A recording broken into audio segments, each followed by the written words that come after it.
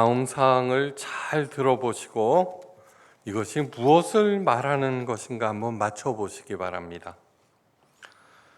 먼저 마음을 여는 것, 먼저 눈길을 주는 것, 먼저 손을 잡는 것, 먼저 용서를 구하는 것, 먼저 사랑을 보내는 것, 먼저 소망을 말하는 것. 이런 것이 과연 무엇일까요? 답은 기회입니다. 기회. 정용철 님이 쓴 시 기회의 전문인데 이 시에서 핵심 어는 무엇이냐면 먼저입니다. 다른 사람보다 먼저. 내가 먼저 마음을 열고 먼저 눈길을 주고 먼저 손을 내밀고 먼저 용서를 구하고 먼저 사랑을 보내고 먼저 소망을 말하면은 누구나 그렇게 애타게 기다리고 찾아 헤매는 기회가 내게 열린다는 것입니다. 그렇게 하기 어렵지만 사실입니다. 메아 쿨파 메아 쿨파 메아 맥시마 쿨파라는 가톨릭의 고백 기도는 자기 가슴을 치면서 하는 기도인데 그 뜻은 내 탓이오 내 탓이오 내 큰 탓이로도 쏘이다 라는 뜻입니다. 한동안 가톨릭에서 내 탓이오 운동을 전개한 바가 있었는데 이 시대의 모든 타락과 부패도 사실은 내가 바로 살지 못했기 때문이다 라는 책임에서 나온 고백 운동입니다. 내게는 그다지 큰 잘못이 없는데 이 각박한 세상과 힘 있는 사람들의 횡포에 의해서 사는 게 점점 힘들어집니다. 그래서 상황 탓, 다른 사람 탓으로 돌리기 쉽습니다. 내 탓은 작은데.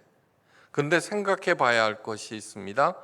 그렇게 남 탓으로 돌리는 동안 제일 먼저 떠나는 것은 기회이고, 그래서 나는 을에서 병으로, 병에서 정으로 점점 낮아집니다. 내 곁에 있는 기회를 보지 못하고 쓰지 못하기 때문입니다. 모든 것을 내 탓으로 돌리는 것 또한 굉장히 어렵지만 일이 잘못 돌아가면 일단 습관처럼 내 탓으로 돌리고 나를 가다듬어 보기로 하시기 바랍니다. 그러다 보면은 이상한 일이 일어납니다. 기회들이 내게 모여들기 시작하고 나는 어느새 세파에 휘둘리지 아니하는 담담하면서도 단단하면서도 당당한 하나님의 자녀로 세워져 있습니다. 이것이 하나님 아버지께서 원하시는 우리들의 모습이고 또 이 시대가 바라고 원하는 우리들의 모습입니다. 그래서 예수님께서 고별설교에서 제자들에게 당부하십니다. 세상에서는 너희가 환난을 당하나 담대하라. 내가 세상을 이기었노라. 요한복음 16장 33절 말씀입니다. 어느 세상에서나 환난과 고난은 있습니다. 예수님은 이것들을 없애주시겠다거나 우리더러 그 환난과 고난을 이기라고 하지 않으십니다. 그 대신에 환난과 고난에서 위축되지 말고 담대하라고 하십니다. 담대하라. 그런데 이 담대함의 근거는 내 힘, 내 능력이 아니라 예수님께서 이미 세상을 이기셨다는 사실, 그것을 굳게 믿는 것입니다. 이 세상은 하나님 아버지께서 만들어 주신 세상입니다. 오늘도 운행하고 계십니다. 근데 그 여호와 하나님은 바로 나의 아버지가 되신다. 굉장히 중요한 포인트입니다. 예수님과 상관없이 힘없는 내가 호기를 부려보면은 그것은 만용이나 객기가 되어버리고 힘이 있다고 담대하면 오만함이 되어버립니다. 그러나 그분과의 깊은 관계에서 나오는 담대함은 전혀 다른 차원에서 엄청난 힘을 발휘한다는 사실, 겸손함에서 우러나오는 하나님의 힘, 그것을 잊지 마시기 바랍니다. 이기다에 해당되는 헬라어 니카오의 명사형 니케는 정복, 승리라는 뜻 외에도 성공의 수단이라는 뜻도 있습니다. 무슨 뜻입니까? 환난과 고난에서도 이미 예수님께서, 나의 구세주 예수님께서 세상을 이기셨다라고 하는 것을 믿으면서 담대할 때 그 태도가 바로 성공의 수단이 된다는 뜻입니다. 즉 예수님의 승리는 우격다짐에 의한 우쭐대는 그런 승리가 아니라 하나님의 평강과 함께 임하는 깨끗하고 따뜻한 부드러운 승리입니다. 이것은 성경에 기록된 수많은 하나님의 사람들이 보여준 진정한 승리입니다. 진정한 승리, 따뜻하고 부드러운 승리. 예수님의 제자들은 당시 약자들이었습니다. 누구나 다 노력하고 애를 쓴 듯 결코 나아질 수 없는 영원한 을들이었습니다. 그런 그들이 어떤 상황에서도 하나님의 평강을 누리면서 누구도 두려워하지 않는 담담하면서도 당당한 갑이 되었습니다. 세상이 감당치 못하는 자, 바로 그것이 예수님의 제자들이 얻었던 별명입니다. 우리들은 어떻습니까? 세상을 감당치 못하는 그리스도인이 아닌가? 아니요. 우리들은 세상이 감당치 못하는 하나님의 자녀라고 하는 것을 잊지 마셔야 되고, 그것은 이미 예수님께서 승리하신 그러한 세상을 살아가는 하나님의 자녀라는 그러한 자부심이 있어야 됩니다. 어떻게 그럴 수 있을까? 예수님께서 그에 대한 최강의 조치를 해 주셨습니다. 예수님께서 말씀하십니다. 보혜사 곧 아버지께서 내 이름으로 보내실 성령, 그가 너희에게 모든 것을 가르치시고 내가 너희에게 말한 모든 것을 생각나게 하리라. 보혜사, 파라클레이토스라고 하는데, 파라는 곁에서, 클레이토스, 계속 위로하고 격려하고 힘준다는 뜻입니다. 성령이 하시는 일입니다. 그런데 어떻게 나를 위로하시고 힘주시고 지혜를 주시는가? 그것은 무엇이냐 하면은 예수님께서 우리들에게 가르쳐 주신 모든 것들을 생각나게 함으로. 예수님의 가르침이 어디에 기록되어 있습니까? 복음서에 다 기록되어 있습니다. 복음서 여러분 생각해 보십시오. 짧습니다. 어떤 수백 페이지 되는 그러한 책들도 많은데 예수님의 복음서는 짧습니다. 중복되어서 나오는 것들도 많습니다. 그런데 그것으로 충분하냐? 충분합니다. 저도 이제 나이가 많이 들었습니다. 그러면서 되돌아봅니다. 과연 이 가르침이 충분한 것일까? 그렇다는 것입니다. 마하트마 간디, 인도를 갔다가 그 해가 지지 않은 대영 제국으로부터 독립을 쟁취하였는데 무저항 비폭력주의로 일관하였습니다. 정말 될 것 같지도 않은 그 방법으로 막강 대영 제국을 물리치고 인도를 독립시켰습니다. 그런데 무저항 비폭력주의는 어디서 나온 것이냐 그러면은 예수님의 가르침 안에서 배운 것입니다. 마하트마 간디는 언제든지 낡은 가방 하나와 동그란 안경을 가지고 다녔는데 그 가방 속에는 무엇이 들어 있었냐 하면은 성경책 한 권만이 들어 있었습니다. 예수님의 가르침이면 충분하다는 것입니다.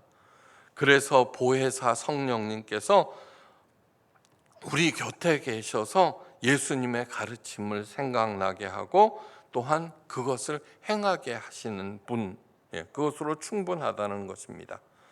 그러면서 덤으로 생기는 것이 평안을 너희에게 끼치노니 곧 나의 평안을 너희에게 주노라. 내가 너희에게 주는 것은 세상이 주는 것과 같지 아니하니라.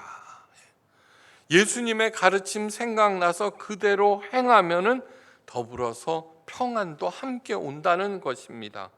그런데 그러한 평안은 세상이 주는 평화, 돈이나 권력, 힘 이러한 것들로 채워지는 평안과는 전혀 차원이 다른, 그러므로 너희는 마음에 어떠한 상황에서도 근심하지 말고 두려워하지 말라고 당부하고 있습니다. 그 최강의 조치는 바로 보혜사 성령님을 우리에게 보내주시는 것입니다. 그런데 이번에는 성령님은 모든 것을 가르쳐 주시고 모든 것을 생각나게 하시는 분이라고 강조하고 있습니다. 그런데 오늘날 교회에서는 이 가르치시는 성령님을 너무나 잘못 대접하고 있습니다. 사람들에게 무슨 일을 제안하면은 기도해 보겠다고 대답합니다. 물론 기도해야 합니다. 그런데 그 기도가 많은 경우 동쪽으로 갈까요? 서쪽으로 갈까요? 라는 식입니다. 곧 저울질 기도입니다. 그래서 성령의 인도하심이라고 믿고 갔는데 알고 보니까 아닙니다. 원인은 딱 한 가지입니다. 내가 최선을 다하지 않았기 때문입니다. 내 잘못된 판단을 성령님의 잘못된 인도라고 책임을 전가하기 때문입니다. 성령님은 그런 식의 응답은 절대로 하지 않으십니다. 아무리 나쁜 상황이라도 나는 나를 필요로 하는 곳으로 갑니다. 그리고 그곳에서 최선을 다합니다. 내가 먼저 마음을 열고 내가 먼저 눈길을 주고 내가 먼저 손을 잡고 내가 먼저 용서를 구합니다. 그리고 사랑을 먼저 보내고 소망에 대해서 먼저 얘기합니다. 그러면은 기회가 활짝 열리기 시작하고 이때 하나님의 영광의 문도 함께 열린다는 사실을 잊어서는 절대로 안 됩니다. 성령님의 가르침을 따를 때, 인도하심을 따를 때 하나님의 샬롬이 임하며 어떤 상황에서도 근심이나 걱정을 하지 않게 되고 마침내는 예수님의 승리를 얻고 더불어서 누리게 됩니다. 이제 성령께서 어떻게 일하시는지 구체적으로 알아보도록 합니다. 첫째, 성령님의 인도하심은, 가르치심은 단세포 지식이 아니라 총체적인 지식입니다. 이 총체적인 지식이라고 하는 것은 무엇이냐 하면 우리의 몸과 마음과 영혼을 모두 다 자라나게 하는, 그것을 총체적인 지식이라고 합니다. 반면에 단세포적인 지식이라 하면 그저 머리에만 작용하는 지식을 말합니다. 오늘날 IT 기술로 인하여서 전문가가 아니더라도 수준 높은 엄청난 양의 지식을 누구나 손쉽게 얻을 수 있습니다. 하지만 그것이 차고 넘침에도 불구하고 사람은 변화되지 않고 있습니다. 그러나 성령님은 우리의 지정의 전 분야에 작용하여서 우리를 뿌리부터 변화시킵니다. 사도 바울이 말합니다. 모든 성경은 하나님의 감동으로 된 것이로 교훈과 책망과 바르게 함과 의로 교육하기에 유익하니 이는 하나님의 사람으로 온전케 하여 선한 일을 행할 능력을 갖추게 하려 함이라. 이에 대해서 많은 신학자들과 목사들이 큰 잘못을 하였습니다. 이러한 성경의 내용들을 종교적으로만, 복받는 비결로만 가르쳤다는 것입니다. 그래서 세상을 주도해야 할 하나님의 자녀들은 언젠가는 내가 이렇게 열심히 하면 하나님께서 복 주시겠지라고 생각하면서 목사와 교회 주위를 맴맴 도는 소심한 소시민으로 전락시켜 버렸습니다. 여기서 선한 일을 행할 능력을 갖추게 하려 합니다. 성경의 목적이 선한 일, 선하다는 뜻에 해당되는 헬라어 아가토스는 그저 착하다는 뜻만 있는 것이 아니라 좋다, 풍성하다는 뜻이 더 강력합니다. 우리를 변화시켜서 생산적인 좋은 일을 하게 하여 풍성한 수확을 걷게 하시는 분이 바로 성령님이십니다. 103살의 철학자 김영석 교수님이 그런 얘기를 했습니다. 102살, 103년 동안 이 세상을 살면서 내린 결론은 무엇이냐 하면은 자기 자신을 위한 그 어떤 일도 다 잊혀져 버린다는 것입니다. 그것이 아무리 많은 돈을 얻었건 높은 지위에 올랐건 명예를 얻었건 간에 오직 자기 자신을 위한 것들은 다 잊혀져 버린다. 그러나 반면 작은 선한 일, 남을 위한 일들은 다 기억나서 그 인생을 풍성하게 만든다는 그러한 얘기를 하는 것을 들었습니다. 맞는 얘기입니다. 늘 말씀드립니다. 예수님의 영성은 종교에 뿌리 박은 것이 아니라 내가 종교적인 일들을 이렇게 해서 하늘로부터 내가 복을 받겠다라고 하는 것이 종교적인 영성이다.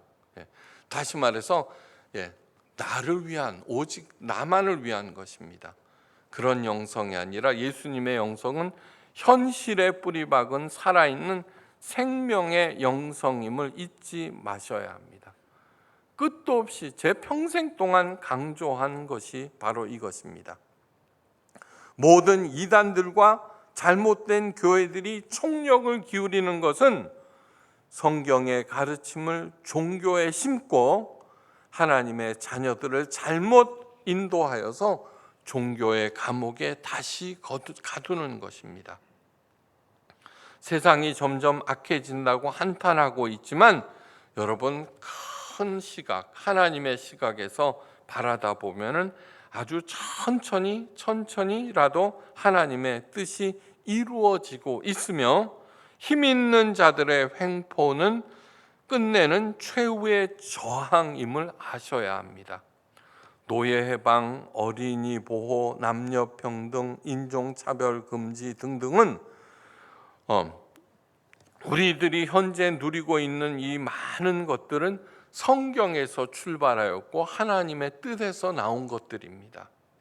그러한 것들이 자꾸 이루어지고 있습니다.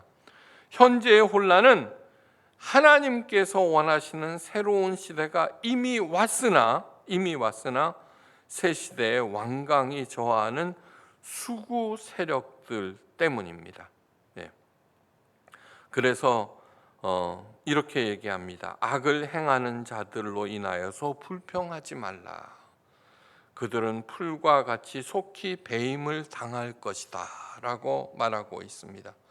그들을 탓하면서 시간과 심령을 낭비하고 어둡게 만들지 마시고 성령을 받아서 새로운 꿈과 하나님의 비전을 보고 행하시기를 간절히 바랍니다. 이것이 하나님의 자녀들이 감당해야 할 신나고 즐거운 책임입니다. 이 일을 하노라면 기회가 사방에서 몰려들고 미래의 문이 활짝활짝 열릴 것입니다. 성령의 변화시키는 강력한 힘을 믿고 삼위일체 하나님께 나를 맡기고 서로 돕고 격려하면서 풍성한 수확을 걷고 누리시기를, 바로 그것을 위하여 우리가 여기에 모여 있다는 것을 잊지 마시기를 간절히 바랍니다. 성령의 가르침은 뭐예요? 총체적인 것이다. 총체적인 것. 둘째, 성령의 가르침은 영혼을 겸손하게 만듭니다. 스카백 박사가 쓴 책 꼭 읽어보시기 바랍니다. 거짓의 사람들입니다. 거기에는 위장이 너무나 교묘하고 완벽하여서 가족들까지도 속아서 속수무책으로 당하는 구체적인 예화가 많이 수록되어 있습니다. 굉장히 훌륭한 책입니다. 거짓의 사람들은 자기를 위장합니다. 교묘하게 숨깁니다. 그래서 자기 자신부터 속고 있습니다. 이러한 악한 거짓의 사람들이 가장 고통스러워 한사코 피하는 것은 무엇이냐면은 자신의 잘못을 직시하고 인정하는 것입니다. 그래서 자기 자신이 가장 먼저 속습니다. 정작 자신은 악한데 그 책임을 다른 사람들에게 돌려 그 영혼을 죽게 만들고 가장 먼저는 자기의 영혼이 죽어갑니다. 가장 큰 피해자는 자기 자신, 그리고 가까울수록 그 피해가 큽니다. 간단한 예는 뭐냐 그러면 술독에 빠져 살면서 너희들이 속상하게 해서 내가 이렇게 마신다라고 얘기하죠, 그죠? 그런데 정작 제일 먼저 망가지는 것은 술을 마시는 자기 자신입니다. 가인은 자신이 악하다는 하나님의 판단마저 거부해버립니다. 그리고 동생 아벨에게 책임을 돌리고 그를 죽입니다. 점점 죄가 가중됩니다. 바리새인들도 하나님의 아들 예수님이 틀렸다면서 예수님을 십자가에 달아버립니다. 성령을 받았으므로 언제나 나는 옳다는 성령, 교회 내에 많은 사람들이 바로 그런 부류의 사람들입니다. 성령을 올바로 받은 참 하나님의 사람들은 정반대로 나타납니다. 세례 요한은 여자에게서 난 자 중 가장 큰 자라는 예수님의 칭찬을 받은 사람입니다. 세례 요한의 출현 당시 세례 요한의 일파들은, 세례 요한을 따르는 사람들은 예수님보다도 훨씬 더 큰 세력이었습니다. 다시 말해서 이 세례 요한이 그 당시 가장 큰 대표적인 집단이었습니다. 그런데 정작 그 자신은 무명의 예수님에 대해서 내 뒤에 오시는 그이라 나는 그의 신들매 풀기도 감당치 못하겠노라고 말할 정도로 겸손하였습니다. 성령의 인도를 받았기 때문입니다. 바리새인 중에 바리새인을 자처하면서 가장 옳다고 스스로를 높였던 사도 바울이 예수님을 만난 후 모든 성도 중에 지극히 작음보다도 더 작은 나라고 에베소서 3장 8절에서 고백합니다. 그렇게 시온처는 나에게 복음 전파의 사명을 맡기셨다고 감격해했고, 그러므로 그 일을 위하여서 자기의 목숨을 버린 것입니다. 그런데 주의해야 할 점이 있습니다. 겸손은 그 자체로서 미덕이 아니라는 것입니다. 겸손이 미덕이다 그러니까 겉으로 계속해서 자기 자신을 낮추는데 그런 것이 아닙니다. 왜 성령께서는 사람들을 겸손하게 변화시키는가, 그 이유를 알아야 합니다. 아직 갈 길이 멀었으니 더욱 열심히 배우고 교종하여서 그리스도의 장성한 분량에 이르기까지 자라라는 것입니다. 겸손 자체가 덕목이 아니라 겸손한 태도를 가져야 하는 이유는 언제나 내 탓이기 때문에, 나는 모자라기 때문에 배우게 된다는 것입니다. 자기를 낮추는 겸손을 덕목으로 하면은 그쵸, 배울 생각은 안 하고 낮추는 데만 하니까 틀렸다는 것입니다. 또한 겸손한 예수님의 장성한 분량에 이르기까지 성장하는 것 역시 숙제가 아닙니다. 성장 자체는 기쁨이며 즐거움이며 보람이기 때문입니다. 그렇게 자라나는 동안 하나님의 신비를 만끽하게 됩니다. 가다가 지쳤으면 잠시 쉬면 됩니다. 초조해할 거 없습니다. 제가 또 늘 말씀드리는 거, 산다는 것은 숙제가 아니라 하나님과 더불어 함께 즐겨야 하는 신비라고 한 것입니다. 세상을 이미 이기신 예수님으로 인하여서 평안을 누리시기를 간절히 바랍니다. 셋째, 성령의 가르침은 세상의 것들과 것들의 무가치함을 드러냅니다. 성령의 가르침은 세상 것들은 다 무가치한 것이다. 사랑의 기술이라고 하는 그 책을 통해서 전 인류에게 큰 뜻을 전했던 에리 프롬이 이런 얘기를 합니다. 어떤 관계를 유지하기 위해서 가장 필요한 것은 존경심이다. 존경심. 그러면 하나 그 사람 존경하고 떠받들고 그러는 것이 아닌 그런 것을 생각하는데, 그런 것이 아니라 에리 프롬이 말하는 존경은 무엇이냐면은 그 상대방을 인정해주고 지지해주는 것이다. 너무너무 중요합니다. 부부관계에서도 그 부부관계가 계속 유지하기 위해서 해야 할 일은 뭐냐 그러면 상대방을 인정해주고 지지해주는 것입니다. 모든 관계가 다 그렇습니다. 자, 하나님께서 가장 원하시는, 간절히 원하시는 것이 무엇이에요? 우리와 사랑의 관계를 유지하는 것입니다. 그러므로 삼위일체 하나님께서 보이시는 모든 것들은 우리를 하나님의 자녀로 인정하고 그 다음에 지지해 주는 내용으로 가득 차 있습니다. 그런데 그것을 일방적으로 만들어서는 안 됩니다. 그러기 위해서는 우리도 하나님의 하나님됨을 인정하고 그분께서 나를 언제나 사랑하시고 지켜주신다는 것을 깨달아 알고 그분을 지지하는 것입니다. 관계라는 것은 상호적인 것이거든요. 그러니까 경외감, 하나님을 경외하는 것이 가장 중요하다고 그렇게 얘기하는 것입니다. 하나님을 가장 사랑해야 하는 이게. 자, 이삭 때 일입니다. 이삭. 블레셋의 그랄 지방에 가뭄이 들었습니다. 그래서 이삭은 살기 위해서 이집트로 이사 가려고 그러는데 하나님께서 그냥 그곳에 머물거라 하셨습니다. 그래서 이삭은 살기 위해서 우물을 팝니다. 가물었음에도 불구하고 물이 펑펑 쏟아져 나옵니다. 그랄 지방의 통치자 아비멜렉이 그러자 그것을 빼앗았습니다.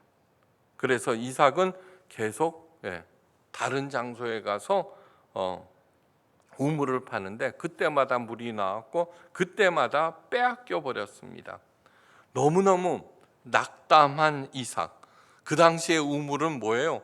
강남의 아파트보다도 훨씬 더 재산 가치가 있는 소중한 것입니다. 그걸 계속 빼앗겨 버립니다. 너무너무 실망한 이삭에게 하나님께서 나타나셨습니다. 그러면서 말씀하십니다. 나는 내 아버지 아브라함의 하나님이니 두려워 말라. 보라, 너와 함께 있어 내게 복을 주어 내 자손을 번성케 하리라. 그렇게 말씀하시자 이 말씀을 믿고 감사 제단을 쌓습니다.